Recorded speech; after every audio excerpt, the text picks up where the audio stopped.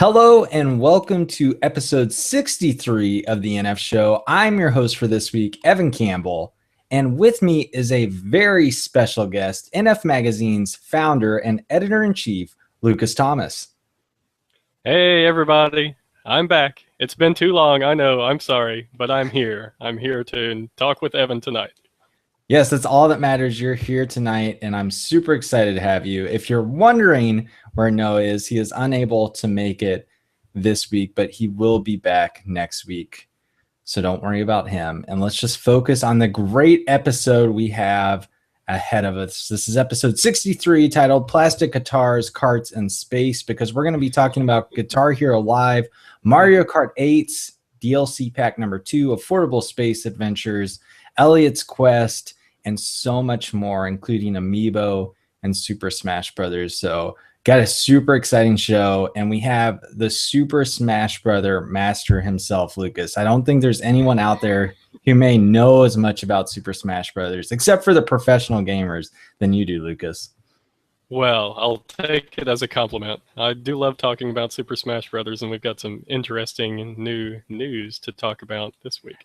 Yeah, this is a game, and it's not surprising. You have just fans who are so crazy about Smash Brothers, and anytime there's an update or a patch to anything, people are going through the code. There's fake rumors popping up. There's all this stuff just kind of hitting the webs. And the newest rumor / report from someone that, as I'm to believe, has a reputable background in kind of uncovering this stuff, I think it was with Super Smash Bros. For 3DS, is that Roy and Ryu could possibly be coming as future DLC characters. Yep, you have to always take Smash leaks with a grain of salt. You know, making a Super Smash Brothers leak has become like an art form. You know, how many people can you dupe? Seems to be the game that people play.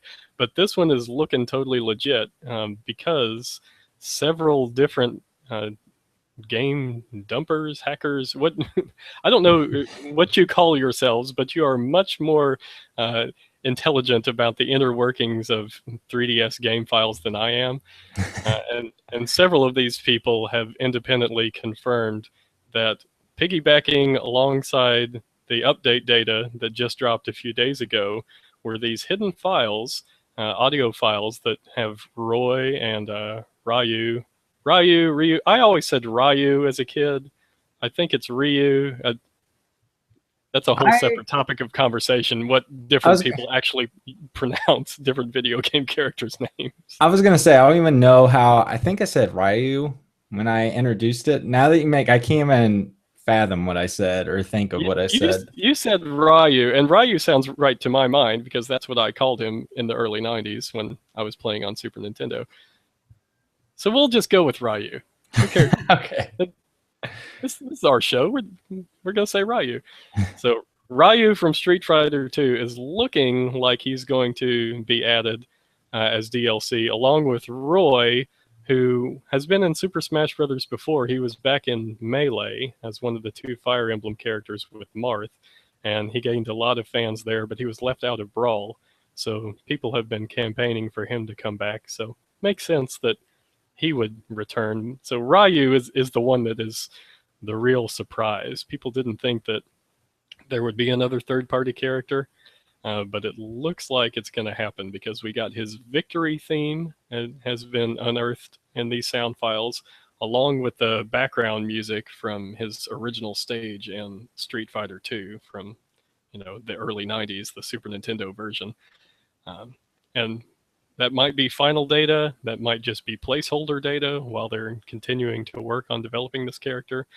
But yeah, it seems like he's on his way. Why would that data be there unless they were actively working on developing him? Yeah, seems like we're going to be throwing some Hadoukens in Smash pretty soon. Yeah, and he seems like a cool character. As much as I liked Roy back in Melee, we have so many Fire Emblem characters in Super Smash Bros. For 3DS and Wii U. I'm kind of excited to see different franchises and characters represented. And Ryu, obviously the Hadouken would be his projectile attack and stuff, but it'd be cool to have someone more close quarters combat, similar to possibly Little Mac, and it'll be interesting. The things that I find also intriguing about this is just the fact that we know that Street Fighter V is a PlayStation 4 exclusive and PC exclusive. And I know Ryu's showed up on Nintendo platforms before, but I'll be interested to see if there's like some co-marketing, if they're trying to get that Ryu to show up as Street Fighter V hype and marketing begins and everything like that. And then I wonder, because this will be the second Capcom character we've gotten, does this mean that we'll also get another Namco character to go along with Pac-Man? And then will we get another Sega character to go along with Sonic? Anything goes. Who knows what's going on in the world of Smash, and that's just the way that I like it. I would like to think that they would keep the third-party companies kind of equally represented. And so, yeah, that does open up the whole can of worms of, if there is two people from Capcom, then who would the second Namco person be? Would they go to somebody from Soul Calibur or Tekken, somebody that has already crossed over with Ryu through, Street Fighter Cross Tekken that came out recently, with Sega? I mean, who knows? You could have I from Super Monkey Ball bouncing around. You could have another Sonic character, which would not be my pick. I would hope that they would get a different franchise in there. But yeah, the possibilities are absolutely endless. I love it. I love not knowing. I love that there's still surprises ahead for Smash Brothers, even though the game is already out. Yeah, and I just love that these kind of hidden files. We already know about Lucas coming, not you, Lucas, but the Lucas from Earth during the summer. And we have Mewtwo, Club Nintendo, people who bought both games are getting Mewtwo now and everything. And this, on top of us fans submitting our entries for who we'd like to see Super Smash Brothers, this kind of indicates to me that this DLC, I think some people are worried, how long will this go on? I mean, this could point to 12 plus months of support for this title.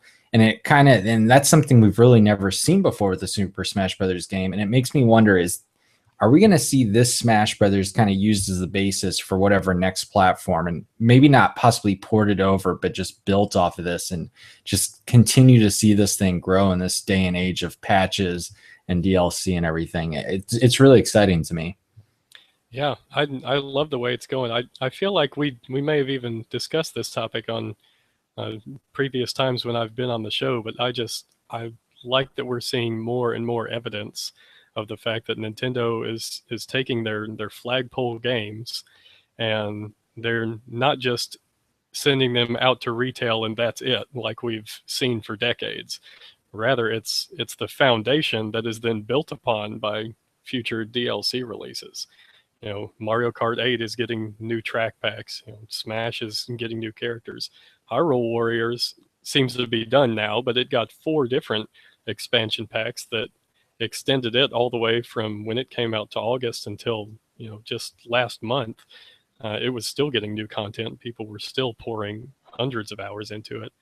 I like it. If this is the new Nintendo, sign me up. I like being able to see these games that they spend so much time and effort on be continued to be supported and have even more life after they have hit the retail shelves. Yeah, definitely. I'm glad you brought Mario Kart 8 up, because we finally got the final details about what DLC pack number 2 will be, and that was the courses. We knew there was going to be an Animal Crossing themed pack. We knew the characters that were coming, but we didn't know what courses. And man, these courses, this is a beautiful game. I have criticisms with Mario Kart 8, but man, is it a gorgeous game, and the music is fantastic. And I got to tell you what, I'm someone who didn't buy DLC pack number 1 and had no plans of buying like the combo pack for $12, which is a great price for the amount of content. But seeing Big Blue remade in Mario Kart 8 with that music and that saxophone, I was just like, whatever, I'll pay $12 for this. If I'm not going to get an F-Zero game, I will go for this. And then these Game Boy Advance remake courses, Ribbon Road, I think everyone out there is saying it looks like you're in Andy's room from Toy Story racing around on this toy track. It looks so gorgeous and so exciting. And I'm guessing you're going to be picking it up. I absolutely. I was one of the ones that pre-ordered the combo of both DLC packs back day one when they first announced it, because even just the first adding Link and Hyrule Circuit and the first F-Zero track, that was enough for me to put my money down. But yes, I agree with you wholeheartedly. This I My mind has a difficult time imagining how this game. I'm sure it will be. I'm sure I'll be surprised in the future. But how is Mario Kart 9 going to do better than this? Like, whenever it comes out, I mean, 5 years down the road, how are they going to up their game beyond these HD masterpieces that they are putting before us? Yeah. It's just it's wonderful. I can't wait to check out Ribbon Road in particularly. I don't tweet very often, but I felt compelled to tweet about how awesome Ribbon Road looks. It looks fantastic. And it's almost like they talk about these are remade courses and those are easier to do. But with these Game Boy Advance remakes, I mean, these are basically brand new courses, what they're Oh, taking. absolutely. I mean, the Game Boy Advance Super Circuit, if you're unfamiliar, and I believe that was actually a 3DS ambassador game that people got. But this was like Super Mario Kart. These were just flat courses. There's no such thing as hills or anything like that. You're a flat course and you can turn left and right. So that they're just adding in all these spectacular jumps and then you're gliding off of them and everything else, and the ribbon kind of flowing up and down, similar to what we've seen like in Rainbow Roads and past Mario Kart titles. It's just really cool to see the creativity in these revamped courses.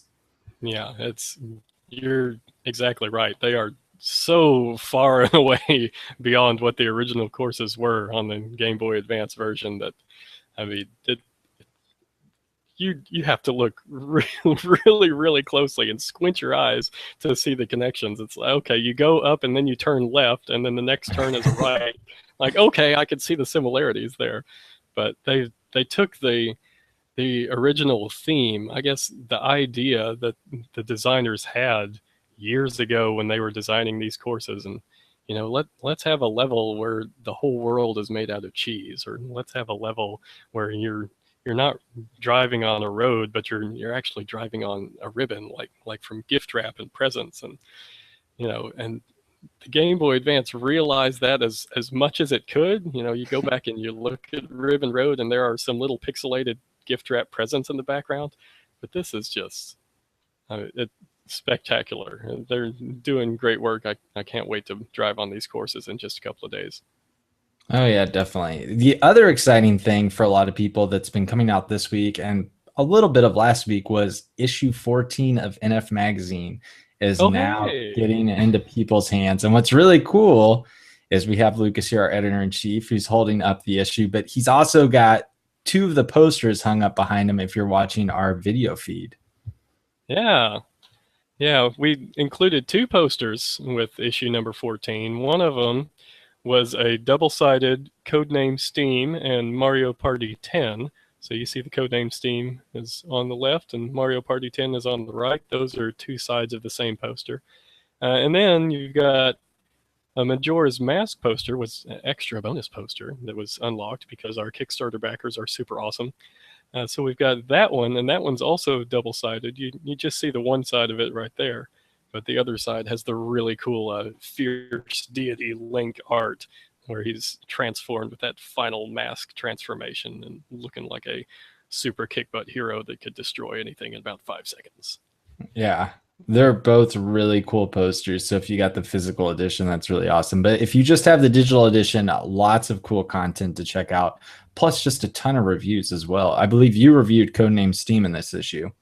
I absolutely did. I love Codename Steam. I was listening to your guys' discussion last week, and I think Codename Steam is joining Donkey Kong Country Tropical Freeze as one of the games that Noah just can't quite get into, and it saddens me because Codename Steam I think was the game that was made just for me. It's like the genre is what I like, the perspective, the fact that all the characters are torn out of the pages of historical novels. Like every single creative element that went into this game was just gelling with me, just every step of the way, all the way through.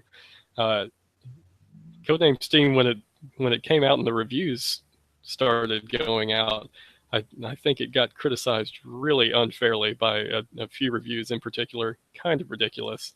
Pay no attention to that noise, especially now that one of the main criticisms about the game, and it's valid, was that you have to sit and wait through the enemy's turn, and it can just be kind of painfully long wait while you're waiting for the enemies to do all of their moves and move around the game map. But Nintendo has addressed that. They released a version update where now you can fast forward through the enemy's turns. You can zip through them much more quickly. So if you're reading the Codename Steam reviews from other outlets and they bring that up as a negative, it's not a negative anymore. Nintendo took care of it. They patched it out. So it's a great game, and everybody's key complaint about it has been addressed. So check it out. Check out the demo. They updated the demo too with the new fast forward feature.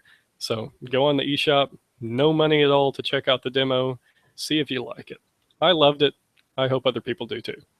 Yeah, and you can check out all of Lucas's thoughts in issue 14 of NF Magazine. If for some reason you're not a subscriber, you can still sign up at nfmagazine.com or just buy a single issue and get all of that great content. But what else have you been playing, Lucas, in addition to Codename Steam? I know that you've been playing Affordable Space Adventures, which I've been really excited about.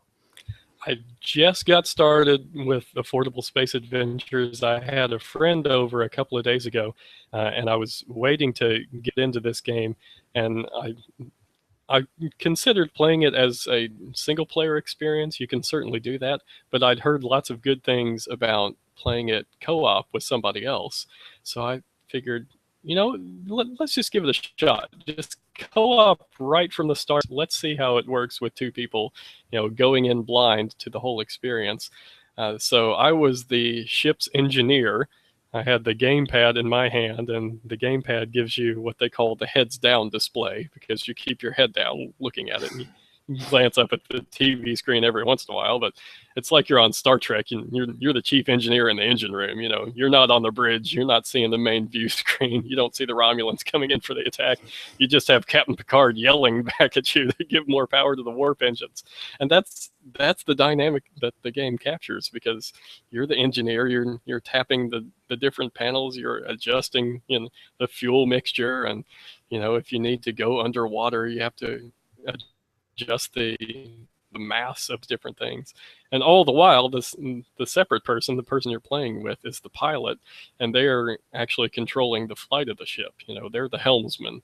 So they're going up and down and left and right and dodging incoming enemies and laser blasts and everything. And it's a really, really unique and interesting co-op experience. I'm sure it's great as a single player game too. I'll go back and play it that way too to see how it compares. But if you've got a friend to come and play with, Space Adventures. I haven't put a ton of time into it, but I'm eager to get back to it, just because I've been so enthralled by everything that we've seen so far. That's really cool. I reviewed Knit Underground for NF Magazine, I believe about a year ago. And I know the developer, that Nifless, and I might be mispronouncing that, they worked on that with, I believe it's Capnock Games, maybe it's Napnock, Capnock, who made it's Napnock, but it starts with a K. So yeah, that's where it's getting confusing for me. So this is kind of a co-developed title. And one thing that I really enjoyed about Knit Underground, it wasn't a perfect game by any means, but it was the type of atmosphere that it kind of created and the mood that it set. And it looks like that continues on with Affordable Space Adventures. And the fact that you can kind of share in that world with someone else, like you said, with this really cool control scheme, especially with the gamepad, just someone utilizing it in this very unique way. Definitely appeals to me. It's just like you said, I would like to play it with someone and then have to keep my temper in hand, that I don't freak out if someone else is controlling the ship, because I can be a little OCD here and there. But that's really cool that you got to play with a friend. exciting to see how that is. But that's not all. You've been playing quite a few other games, especially on the 3DS, Xenoblade Chronicles and Box Boy. Yes, yes, Xenoblade. Well, let's talk about Box Boy first because Yeah, because it's amazing. I know that Evan is a huge Box Boy fan, and rightly so, because Box Boy is a great game. It is a pure, just wonderfully whimsical little puzzler. Uh, I have I have loved running through Box Boy. I have a few levels left. I assigned myself the review for Box Boy because I wanted to play it. I wanted to have an excuse to play through it. And like, well, I'm assigned to the review. I guess I'm gonna have to play this awesome game. So yeah, it's great. Just pure. Box Boy is the kind of game that a game like this comes along every once in a while, and it makes me think, why hasn't this game been made already? Like, why wasn't this game made 20 years ago? Because it's, I mean, visually it could have been done, on much earlier hardware. Uh, just the mechanics are so pure. I Yeah, that's when I think you're getting into a really great game experience. It's something that makes you wonder, what makes you kick yourself for not becoming a game designer and designing this game yourself. But yeah, Box Boy is great. It's only $5. It's on the eShop. If you got a 3DS, you got to check it out. Yeah, it's a type of game too where it's just it taps into that Nintendo charm that you feel like they're the only developer that could do this type of thing. The last time I had this same feeling on one of these downloadable games was Pushmo, where it's Mm-hmm. just it's such a basic mechanic, but they're able to take that. I mean, the cliche, it's easy to play or it's easy to learn, hard to master or whatever. And that cliche definitely works with Pushmo and then Box Boy. Although I'd say Box Boy is a little easier as you go further along. But these are the types of games and that they come around every few years, like you said. They're obviously not easy to develop or to come up with, but it's like I want more of these on Wii U and 3DS eShop. I want to see more of these downloadable games. And maybe the reason we're not seeing as many downloadable games from Nintendo like we did with WiiWare or even DSiWare is they're trying to find these gems and deliver these more, instead of having the other titles. But it's such a delight. It is definitely one of my favorite experiences of 2015 so far. Absolutely. So have Which brings you us to Xenoblade. yeah, Uh, have you played that on Wii before? I have. I'll give you guys the rundown of my history with Xenoblade. So good hardcore Nintendo fans know that there was a whole fan campaign to even get Xenoblade released in America, and that happened a couple of years ago. So I supported that. I was there day one when it actually was released, when the campaign succeeded and Nintendo put it out as a GameStop exclusive. I went and picked up the game. I bought it. I brought it home. I played it for 10 or so hours, and I got to a point where I don't even really know why I stopped. Life happened, something, a really long RPG. You get torn away, and for whatever reason, I set it aside. Last year, Shulk is announced as a newcomer for Smash Brothers. Big Smash fan here, and I realized that I had this incomplete save file on Xenoblade. I wanted to go back and play more of the game so that I could identify more with Shulk as a character, so that I could be more excited about him being in Smash.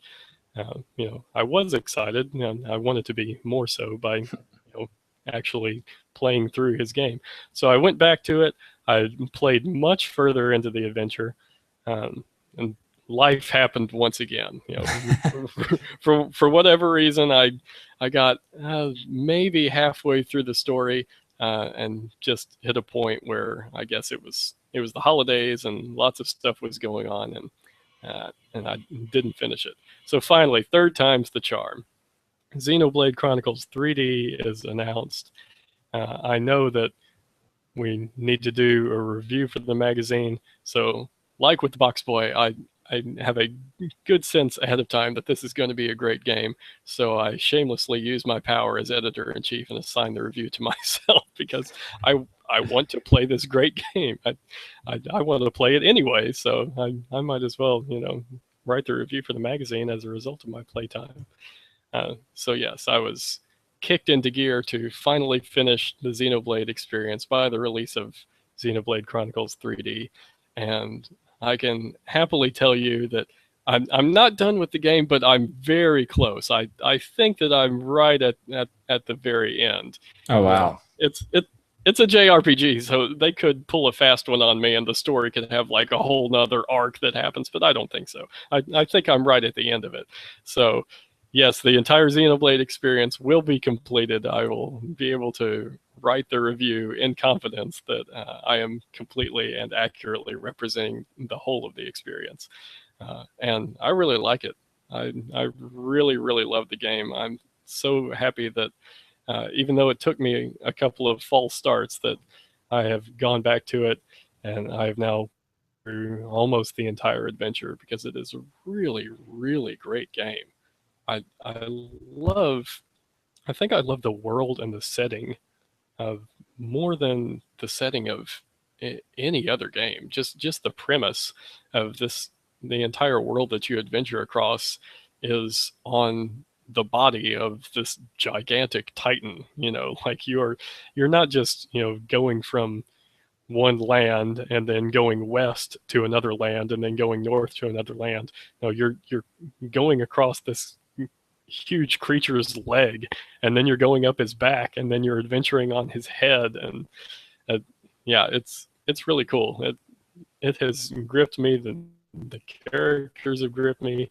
The soundtrack is mad. Once again, I do not tweet very Soundtrack. often at Lucas M. Thomas, but I got to an area in the game a couple of days ago where the background music was so phenomenal that I stopped playing the game and I went to Twitter and I sent out a tweet telling people to listen to this specific song because it was so awesome.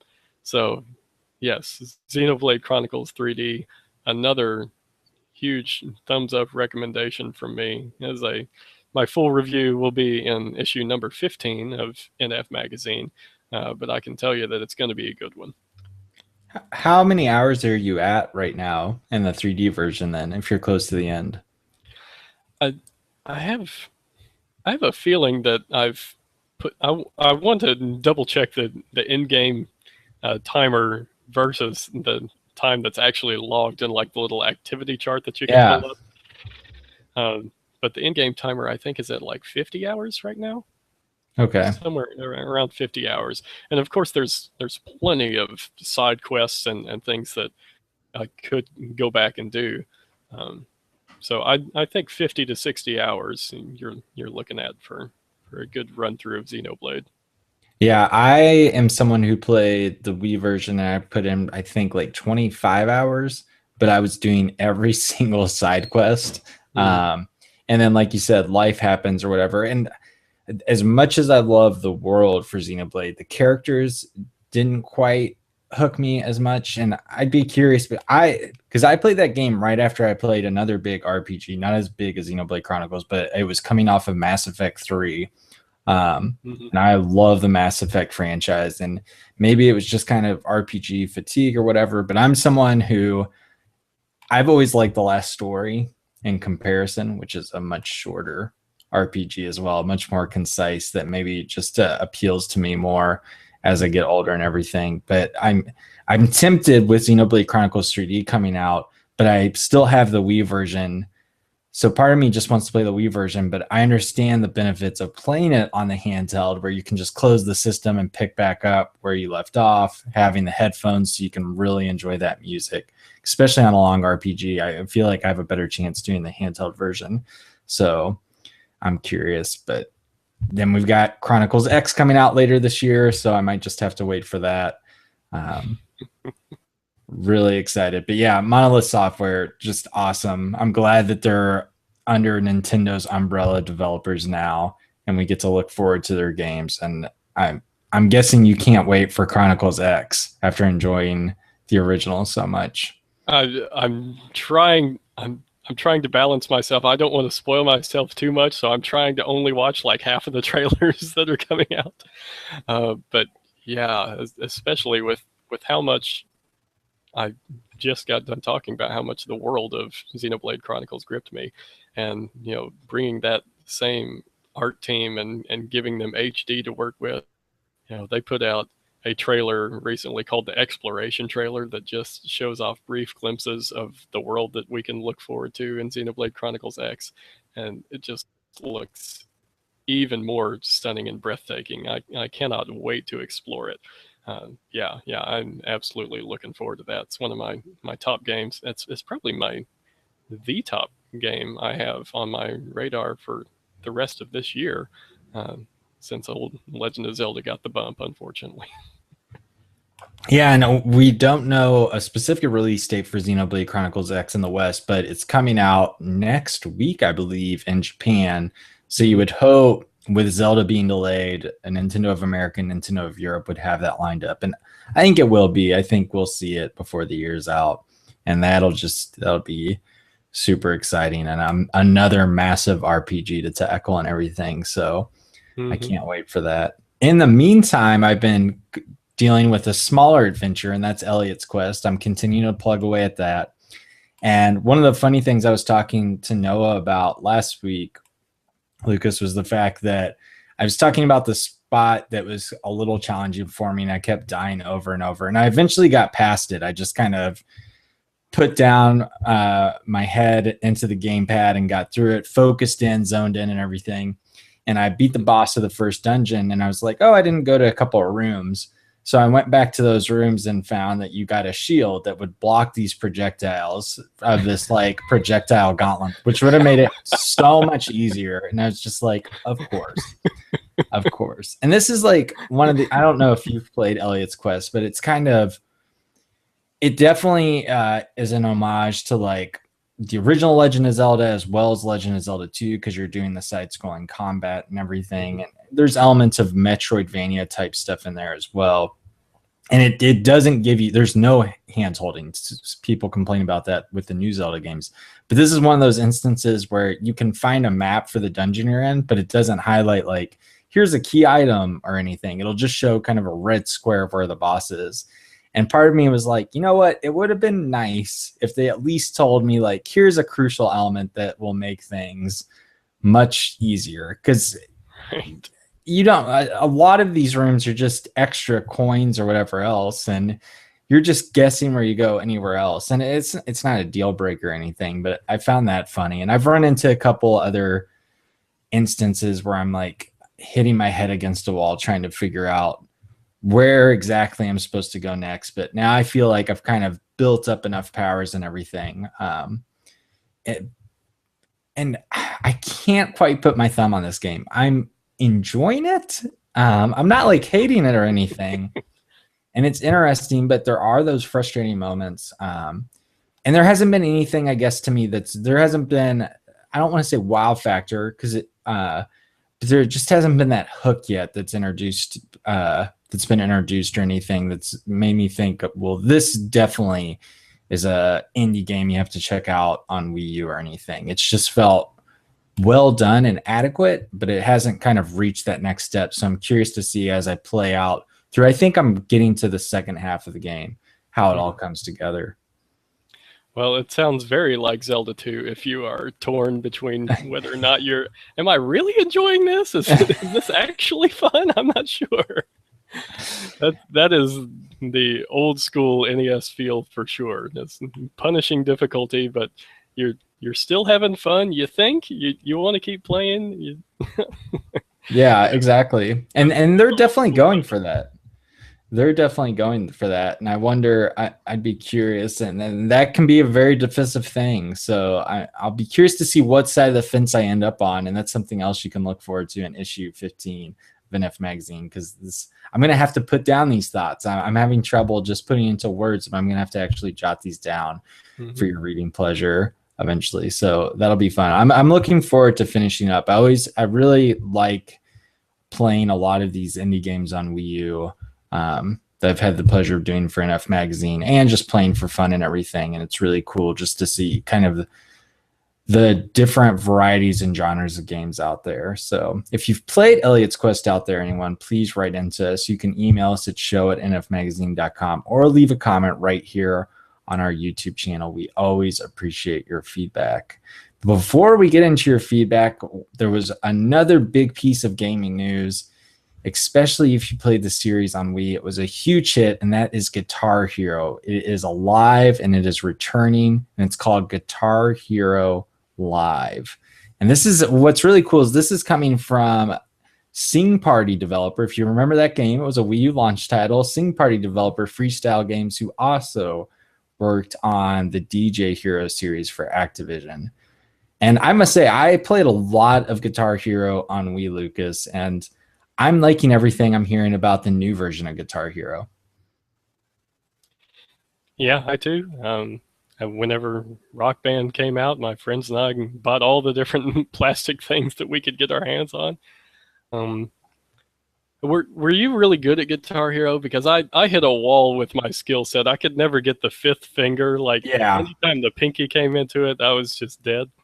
Yeah, the pinky for the most part. The four I could do, I think it was hard mode, because medium was basically like the three fingers, and then hard, I think, started introducing the fourth finger. But when you're like actually going up and down with the fret or whatever, yeah, that pinky was too much for me. All right. I feel a little bit validated. But yeah, I was a guitar.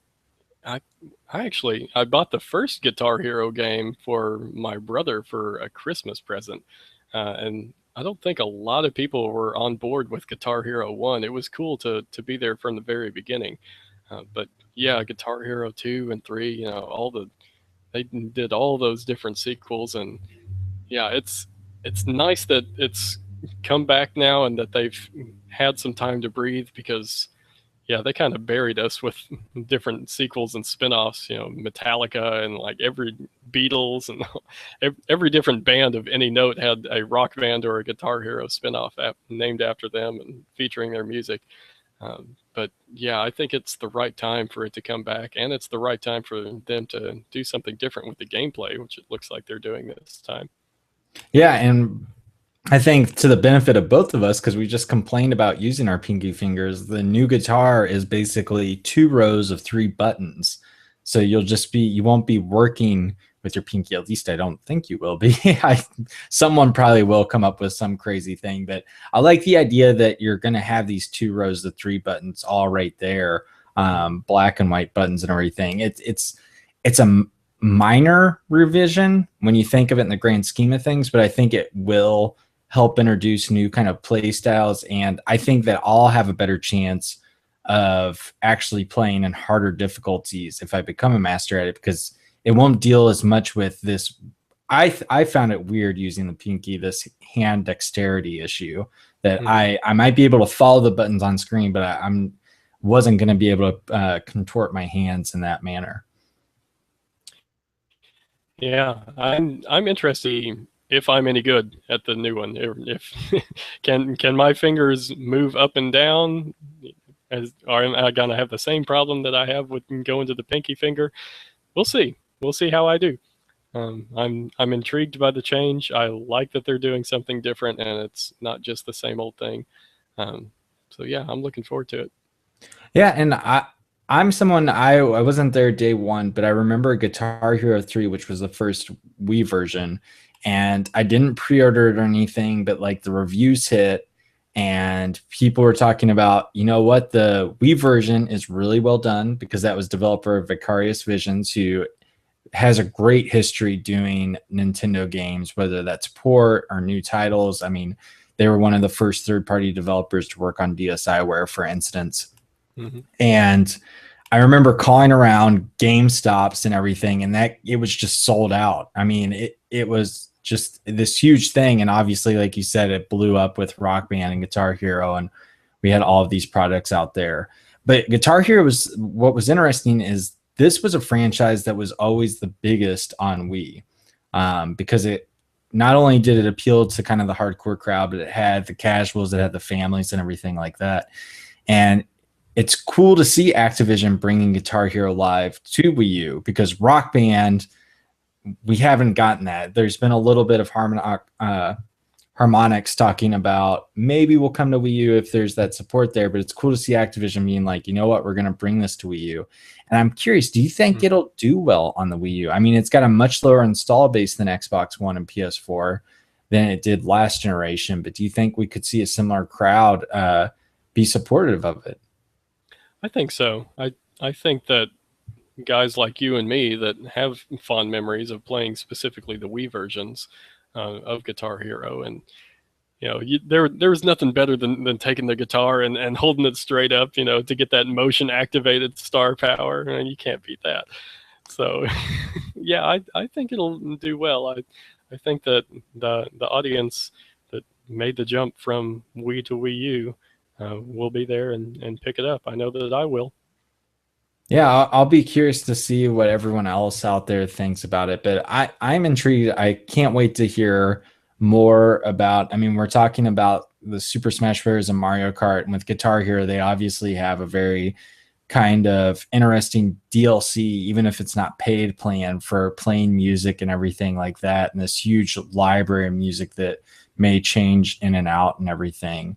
And then the fact that you're playing it in a first person mode, there's FMV and everything. And that Freestyle Games is behind it. I thought they did a really fantastic job with the DJ Hero series and everything, and that was kind of underappreciated.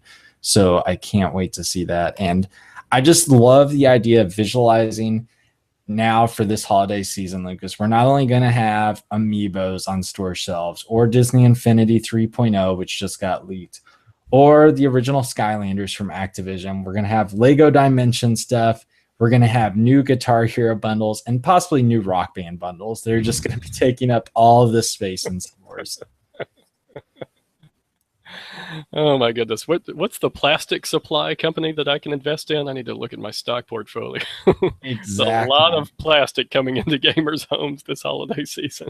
And who knows? I mean, we say amiibo, we know that there are going to be card packs for Animal Crossing, but you've got to believe amiibo is going to be a big part of Nintendo's E3 to just see how much this expands. And I was at my local Target recently, and I noticed that the amiibo used to just take up like a half of a shelf, and now it takes up its own full. The Wii U games got pushed aside, and the amiibos have the prime spot of just this huge selection of things at Target. And I'm sure that's probably pretty similar nationally in the United States. And I'm curious if that's just, we're getting less games from Nintendo, but more amiibo. I'm going to be curious to see how that plays out as the year goes on. Well, that's intriguing to me. I need to go check out Target now and see if the expanded amiibo selection has made it to my town too. Yeah, it's expanded, but the selection is still your plain old Janes of Mario and Pikachu. Right. Expanded amiibo shelf area, I guess. Yeah, maybe I'll get many more Kirby's for you to choose from. I'll be curious. It's going to be funny, and I'm sure it's happened, of like a Marth or Villager that's gotten lost back in storage at a Target that they pull up. I bet someone's gotten lucky out there and it gets discounted, because if something's found in like the back shelves of a Walmart or whatever, it's just automatically discounted because they might not have the floor space for it or it denoted or anything like that. So I'd be curious if anyone's found some crazy good deal on one of these rare amiibo and everything. But yes, plastic guitars are coming back, and it's just cool that we're going to be getting Guitar Hero Live on Wii U. I was really excited to see Activision bringing that to Nintendo's home console once again. So that's another big game that we can look forward to this holiday season. Mm-hmm. But with that, let's get into your feedback. Like I said earlier, you can email us at show@nfmagazine.com or leave a comment right here on our YouTube page. And we have a lot of great emails this week, including people that I believe haven't written in previously. So I'm excited to get to those. But let's start with a longtime listener and someone who writes in a lot, and we always appreciated it. And that's an email from Kasaki Project, who said, I really did not enjoy Fantasy Life. Too text heavy for me, but I feel bad for Evan. And that's in regard to Fantasy Life 2 being announced for mobile platforms instead of 3DS. Kasaki Project continues on. I'm super excited to see Yokai Watch takes off over here. I assume Yokai Watch 3 is set in the US for the purpose of bringing the series overseas. I'm also super excited about Project Cross Zone 2. I played a lot of the first one. It got old eventually, but I got my money's worth out of it, and I'll definitely get the second game. I can never get into Monster Hunter, but the spin-off game looks super cute, even if it isn't vegan friendly for Noah. Yes, Monster Hunter Stories. That's going to be the game that gets Noah to play Monster Hunter.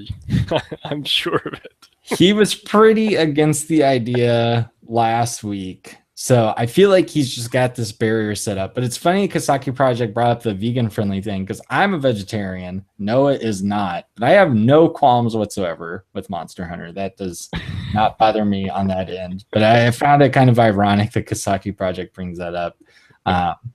Yeah, I hope I'm super excited for Monster Hunter Stories. I'm curious about that. And Yokai Watch, I wonder if we're gonna have to wait until E3. I'm guessing it is until we see what version Nintendo is bringing over. As much as I'd like to start with the original, I kind of hope that we get to go ahead and jump on with 3, so we get all the improvements and refinements of the series so far.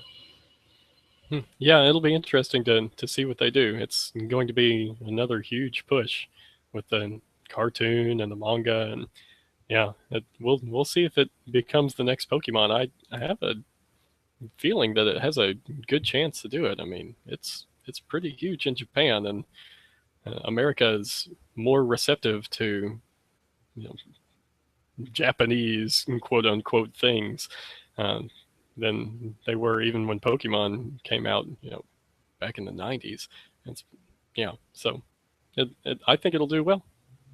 Yeah, and I wonder if that'll kind of, maybe there won't be a new Pokemon game this year, which I would find, I believe there will be a new Pokemon game because we've had a new mainline installment now for, 5 years possibly, going back to Black and White 2 even, or the original Black and White. We've had either it's a remake or a new installment. We had Omega Ruby and Alpha Sapphire, and then the year before that we had X and Y. The year before that we had Black and White 2. The year before that I think we had another remake, and then Black and White or whatever. So, but maybe this will be an off year actually, and they're going to use this to stand in for it, which would show Nintendo seems already pretty optimistic about it, but that would just show their confidence, I think, even further if that was to be the case. Yeah, it'll be interesting to see what the next Pokemon game is announced to be. They've gotten into a rhythm of doing one, every year, like you said, and Pokemon would be such a good match with Amiibo that I think that could very well be a big part of the holiday, would be a new Pokemon release with an Amiibo set to go along with it. But you're right. I can see the logic in them taking a year off too and putting more of the spotlight on Yokai Watch. So we'll find out at E3. Yeah, 2 months away. Can't wait. Our next email is from Matthew Mason, who I believe this is the first time him writing in, so super exciting. Matthew says, just want to let you know that I appreciate that you go out of your way to make the show family friendly. I love listening to podcasts in general, but rare is the program that keeps it professional enough to dispense with the vulgarities. I have plenty of opportunities to listen to podcasts while driving to my kids' various functions and extracurricular activities. So it's nice that there's a show that can keep me informed on all the latest Nintendo happenings without having to wait for young ears not to be present. I'll just stop right there. I'm glad you appreciate it. We want to make it as family friendly, especially since it's an extension of NF Magazine, which is also a super family friendly magazine. So I'm glad that everyone of all ages can enjoy our show, and we'll continue to follow that format in the future going ahead. Absolutely. And Matthew's kids, if you're listening to this, your dad is super cool. That is true. Matthew continues on. That being said, I wanted to share my thoughts on Amiibo and that my addiction to them has come to a head thanks to the realization that luck is more often involved with getting my hands on the ones I want versus determination. I've been lucky enough to get the likes of Villager and Shulk, but the Nest debacle was disheartening. I was looking forward to having some officially sanctioned Nintendo made Earthbound memorabilia and even never even had a chance at grabbing some. Made me upset at first, but I realized that feeling that way was kind of moot. I'm not hopping off the bandwagon by any means, but I'm not going to get worked up about it either. I think I'll just settle for being excited to find that I'm looking for a store or online and calling it good. To find what I'm looking for in a store or online and calling it good. I do have a couple of suggestions for Nintendo in the future, though. Number one, use pre-orders to gauge production. To gauge production. Sorry. Yeah. To gouge. Just gouge those prices even more, Nintendo, once you get those pre-orders. That's the exact opposite of what Gouge Matthew them, wants. customers. Just gouge them. Use pre-orders to gauge production. If there are a lot of people wanting a certain character, such as Ness, then produce enough of them. They've spent enough money on molds and securing production material. Why not make money off of it instead of leaving it to scalpers? Number two, if you're going to make content exclusive to a whole one amiibo, make sure you've made enough. I'd really like to hunt for Pixelated Toad and Captain Toad Treasure Tracker, but I'm not really interested in that amiibo. They should have made a Captain Toad version instead. I agree with that point. And would rather use any of my other Mario themed ones instead. Number three, on that same tip, Nintendo should have already made Super Smash Bros. Amiibo cards available so that not everyone has dueling Marios. Pro tip, don't make them blind packs, instead opting for theme packs based on various franchises. I'd like to play Codename Steam with the Fire Emblem characters without having to spend gratuitous amounts of money to find them. I really like the concept of Amiibo, I just wish their availability was better and their launch was not so botched. Yeah. The Amiibo debacle could keep us here talking for a whole other hour. So it's tough to get too deep into it, but I agree with everything that Matthew is saying. And yeah, it's one of the reasons why we do Kickstarter for the magazine is, we have that amount of backers that are coming on board to be our subscribers each year. So we know how many issues of each magazine to order from our printing company. We make that many, plus a few extra, to have extra copies to send out later. And that's the amount that we order and we send out to people. Nintendo could do the same thing for Amiibo. They could set up a new Amiibo purchasing website, take orders for a specific character for a month or so or whatever. And at the end of that month, they say, okay, we've got 20,000 orders for Duck Hunt Dog. We're going to produce 20,000 Duck Hunt Dogs and send them to those people. Everybody's happy. So hopefully Nintendo is thinking some of these thoughts too, Matthew. Yeah, I think they're great ideas, Matthew, especially with the pre-order. Right now, instead of using them to gauge interest, it's pre-order to get those figurines, and then there may be a few extra runs in store, and that's very frustrating. And for some reason, you're not by your computer or smartphone for that hour because they're going so quickly. But really great ideas. Our next email comes from Nintendo Dad. A couple of thoughts from last week's show. When I said I put 80 hours into Hyrule Warriors, that did include all the DLC. However, I do feel like I didn't play the new characters included in the DLC, such as Tingle, as much as I would have liked. I usually played as Link because he was by far my strongest character. Also, when I said I was looking forward to Fantasy Life 2, that was before I knew it was coming only to mobile devices. I have zero interest in that title now, which is a shame because Fantasy Life is excellent. I just don't game on mobile devices outside of Nintendo. Next, one of your listeners mentioned having stamina problems in Story of Seasons. I picked this title up as well, although I'm still very early in the game. But being a veteran of the Harvest Moon game, this makes my 8th one. I can tell you they are all meant to be very slow burns. If you are having lots of stamina problems trying to keep up, it means you are trying to do too much. It's all a balancing act.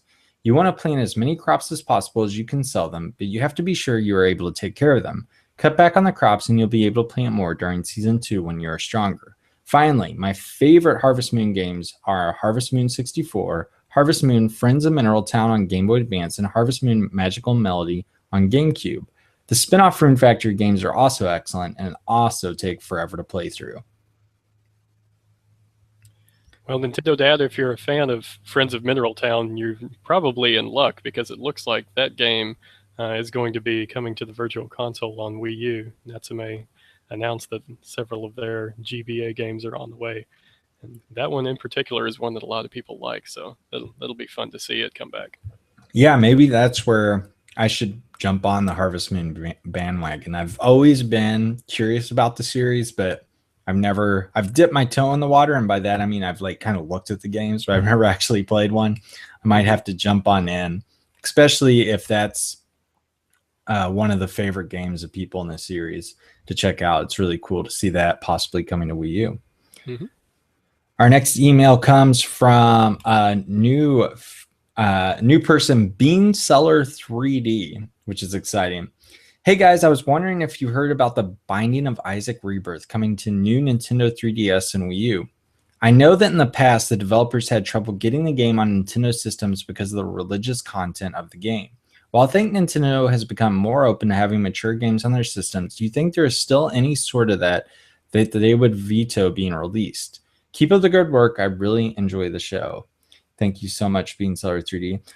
I believe that Nicholas has went out and said, because they're handling the Binding of Isaac Rebirth on Wii U and new 3DS, that they aren't having to censor anything with the Binding of Isaac and the religious content. And that was possibly part of the issue with the game getting on Nintendo systems, but there's other stuff going on at the same time with that game. Yeah, we are lucky enough that I'll reveal now that our interview subject for our next issue of NF Magazine is Edmund, the creator of Binding of Isaac.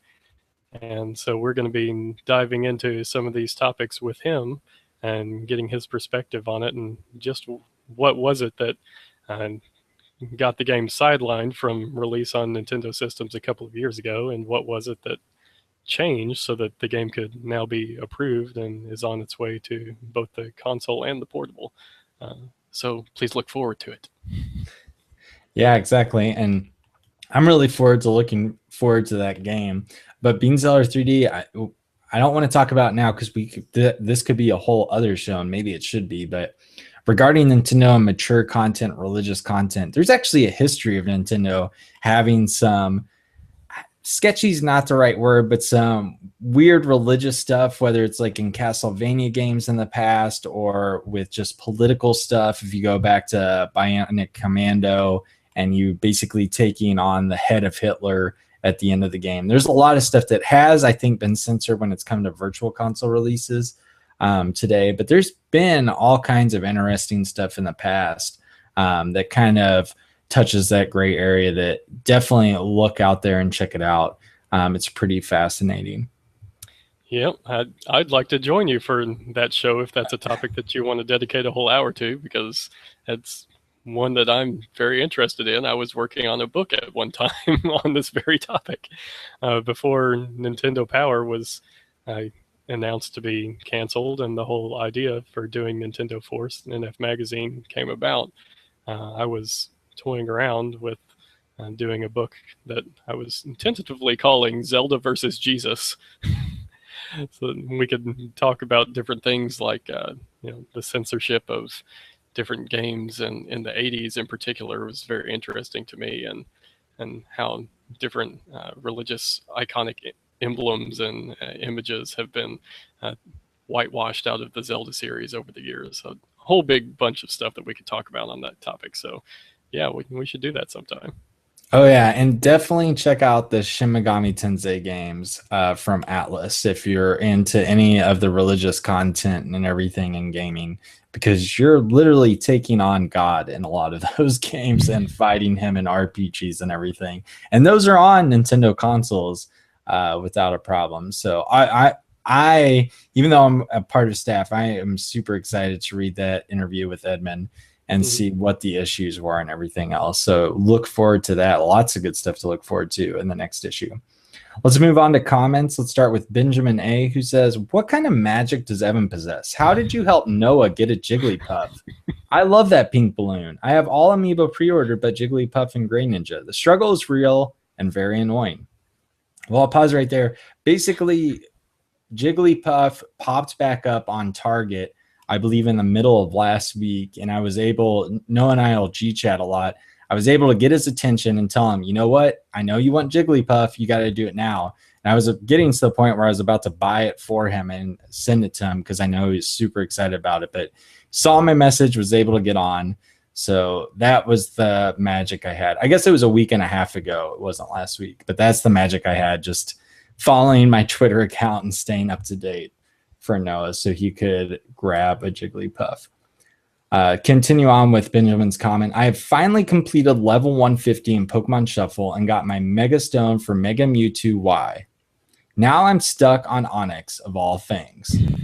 I have limited my playtime of the game to once a day, though, because I also downloaded Pokemon Rumble World. That game is sort of cute. I'm not a huge fan of the spin-off series because it has so much untapped potential that never comes to fruition. I've owned each game in the series, though, so there is still some kind of draw. If I never shared this with you guys, I'm a huge Pokemon fan. I've watched the anime since it released in the United States and still watch faithfully every Saturday. Purchase all the main series games and dabble in the spinoffs. I also have quite a collection of plush. Now, on to my question. What game would you like on Wii U from the Pokemon Company? For me, it's Pokemon Trading Card Game or Pokemon Tournament. Yeah, looking forward to that fighting game.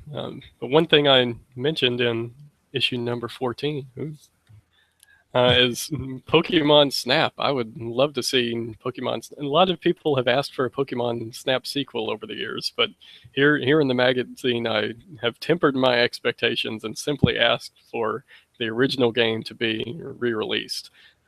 Just like to see it in HD, and maybe if they did that, then enough people would buy it that they would be convinced to move forward with a sequel. So let's get Pokemon. It's just such a perfect fit for the gamepad. It looks like a camera. Let's do it. Yeah, I'm surprised that hasn't happened yet, at least on the Virtual Console or anything. Or like you said, maybe a remastered eShop title.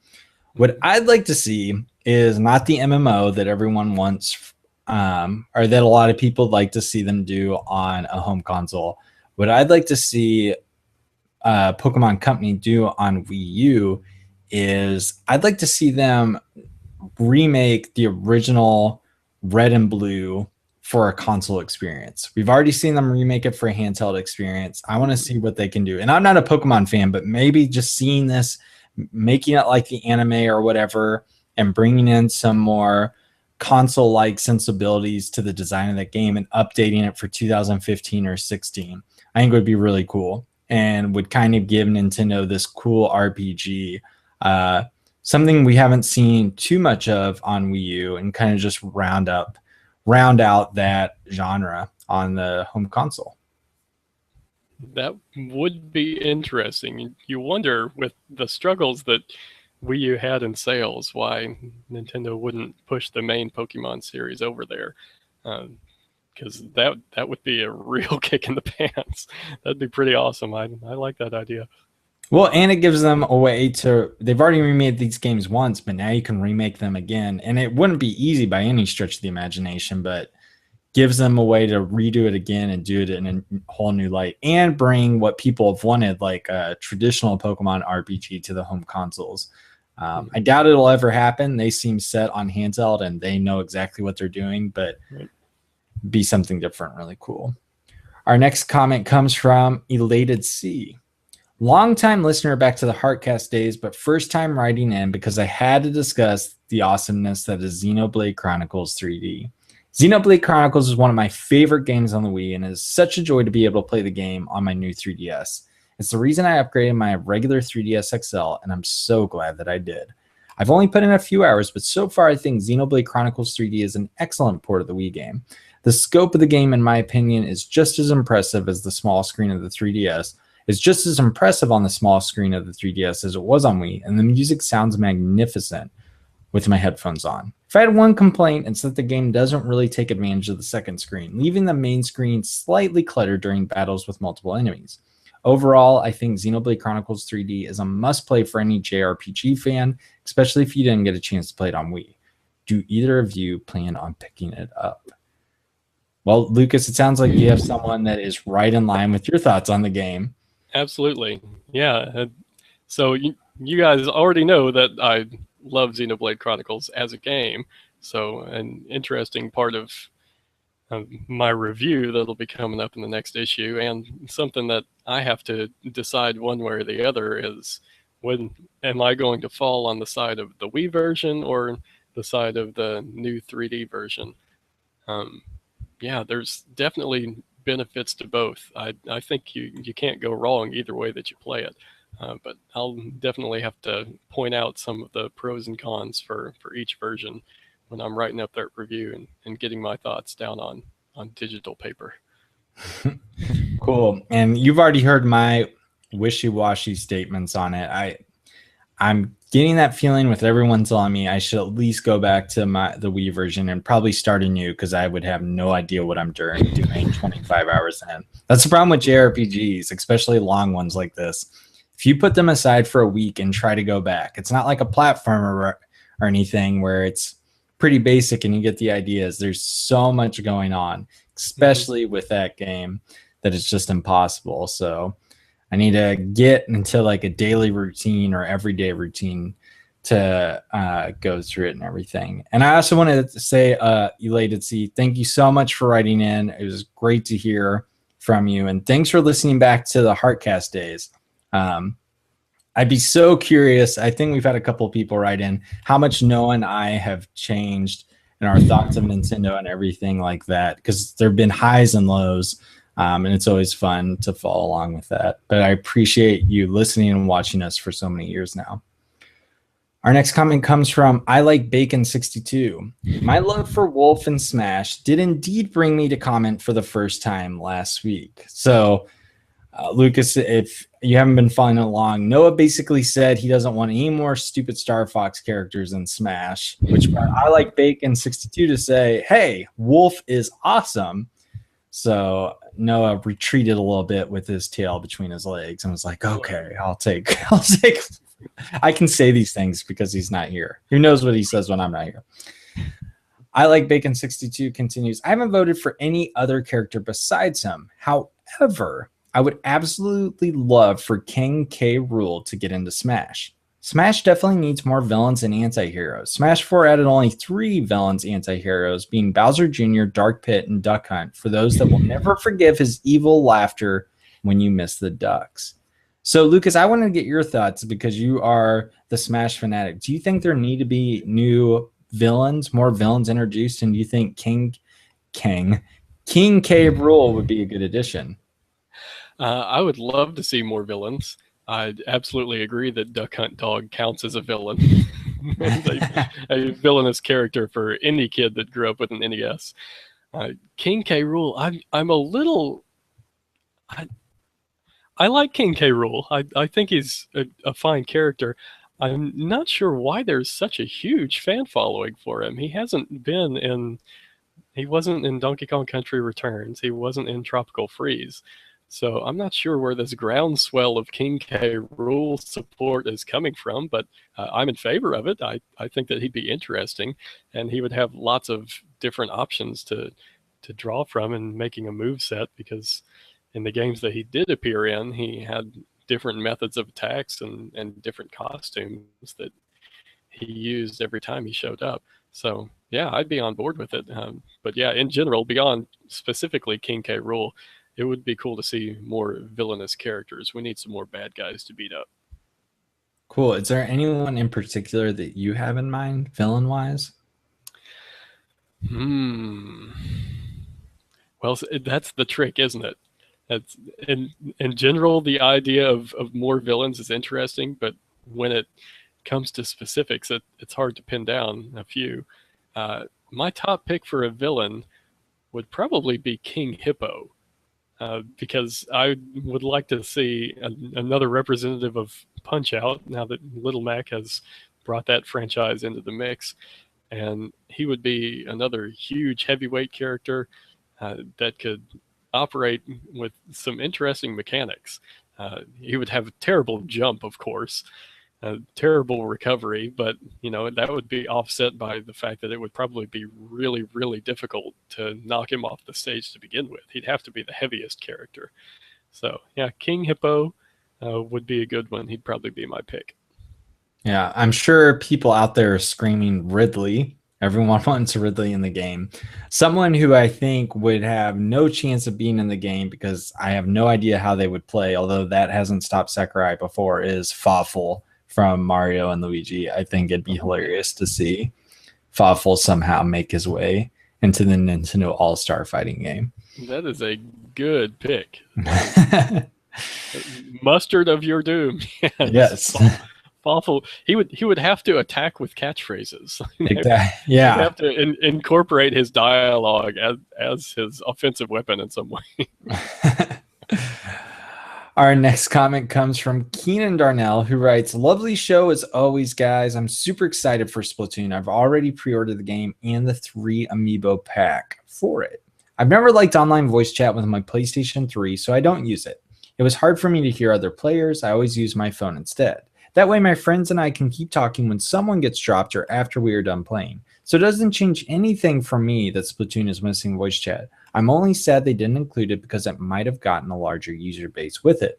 Beyond the 3 Splatoon amiibo, I've also pre-ordered Grey Ninja and Wario, the only 2 I care about from Wave 4, so I'm happy here. It's pretty crazy what people have to do to get some amiibo, but I actually get a lot of entertainment out of all the madness that probably frustrates most." I love that. I just beat Majora's Mask 3D. I beat it on the Nintendo 64 and Wii Virtual Console before as well, so it wasn't a new game to me. I just really like the changes and improvements for 3D. When I was young, it was my favorite Zelda, but it had been dethroned by Wind Waker. Well, I think it's safe to say that Majora's Mask 3D is now my new most favorite Zelda game of all time. I absolutely loved it. I loved getting to know the environments and the people in them. It just feels like there's so much more beyond solving puzzles and dungeons. Don't get me wrong, I love all the Zelda games, even the DS ones, but Majora's Mask 3D is my favorite for now. Majora's Mask 3D is a great game, and you know that if you subscribe to NF Magazine now, you'll get a lovely poster of that very game. Yeah, I need to get back to it. I wrote up a second opinion for it, and I'm right before the second dungeon, basically. And I don't know. I've tried to play Majora's Mask so many times, but it's just something about it. I always just drop it. I'd like to at least get through it before I can like totally write it off as just a Zelda game that doesn't appeal to me. So I'm going to continue to play it because I bought it digitally on my new 3DS. It's going to be there forever staring at me, so it'll make me feel guilty. It's not something I can just like give away or anything, so something I need to go back to. Yeah, it's like I was talking about with Xenoblade. I set that one aside a couple of times, but now that I actually committed myself and went all the way through it, it's one of my favorite games of all time. I'm kicking myself that I didn't completely go through it a couple of years ago when I first bought the Wii version. So, yeah, I think that you should finish Majora's Mask and see where your opinion sits once you get all the way through it. Yeah, definitely. Our last comment comes from the Seventh Experiment, who wrote in, "Recently I've been playing Edge. This game is actually the very first eShop purchase I ever made after buying my 3DS back in November 2013. I got stuck on this one level and never played it again until now. I think that after a year and some change, I am able to appreciate this game way more than I could have ever appreciated it back then. I'm curious if either of you have ever played Edge, and if so, what are your thoughts?" So let's stop right there. I haven't played Edge, but I am familiar with the game, and it looks really cool. Yeah, I haven't played that one either. Those Two Tribes Edge, right? And Toki Yeah. Toy guys. And it was originally a pretty popular iPhone game, I believe. Yep. Well, with this recommendation, might be one that I need to go back and take a look at because I think it's pretty cheap. It's just a couple of dollars. Yeah, I believe so. So thank you, Seventh Experiment, for bringing it to our attention and everyone else. And the Seventh Experiment continues and says, "As for stamina and story of seasons," because this is the person who is having some issues with the game, "there are definitely ways that you can go about reducing the amount of stamina required to finish a certain task. Stamina has been in the game for many entries, and unfortunately with this particular entry, the fertilizer seems to spend 10 times more than it should." So I believe it was Nintendo Dad giving some advice, but it sounds like the Seventh Experiment just has differing opinion on how it should be handled in this game, but also has opinions for the best Harvest Moon game. And guess what? They line up basically perfectly with what Nintendo Dad was saying. Mm-hmm. Also, as a response to Evan, in my opinion, Harvest Moon Friends of Mineral Town is probably one of my favorites. That one was for the Game Boy Advance. I also really like Harvest Moon A Wonderful Life for GameCube. It's hard to choose which one is the best because they all have different features and characters. Anyway, if you couldn't tell, I'm a huge fan of Story of Seasons or Harvest Moon as it used to be. So it's really cool to see two Harvest Moon super fans kind of come up with the best games. And it looks like Friends of Mineral Town could be my entry into the series. Yeah, I think that from the opinions of different Harvest Moon fans that have been with the series for a long time, those GBA games were kind of the golden age. That's cool. Well, that wraps it up for feedback. Thank you all out there for your fantastic emails, your fantastic comments. We always appreciate them. And I always look forward to what we get to go through on our next episode. But want to thank you all out there for that. And then thank you for joining us on this episode of the NF Show, episode 63, Plastic Guitars, Karts, and Space. Don't forget you can subscribe to us on YouTube as well as iTunes, and also leave us a review on iTunes. And then finally, if you don't get enough of us here on the NF Show, you can follow us on Twitter. I am at Evan Campbell. Lucas is at Lucas M. Thomas. But most importantly, the official NF Magazine Twitter account is at Nintendo Force, where you can stay up to date with all the latest NF Magazine news and updates. Lucas, I wanted to thank you so much for joining me this week. It's always a pleasure having you on the show. Thanks very much, Evan. I love getting to be here, and hopefully it won't be quite as much time in between appearances before I can join you again. Great. You're always welcome on the show, and hopefully we can get you on with Noah so we can have a Triforce reunion, the three of us, to talk about all the latest Nintendo news and happenings. But you can look forward to Noah returning next week, and we'll see if he has any good 3DS stories to share as he's been on vacation. So wonder if he's playing any new games or done any of the new Street Pass games, which would be cool to hear about. But let us know what you're playing, what you're doing, and look forward to us next week here on the NF Show. Thanks, everyone. Bye. Bye-bye.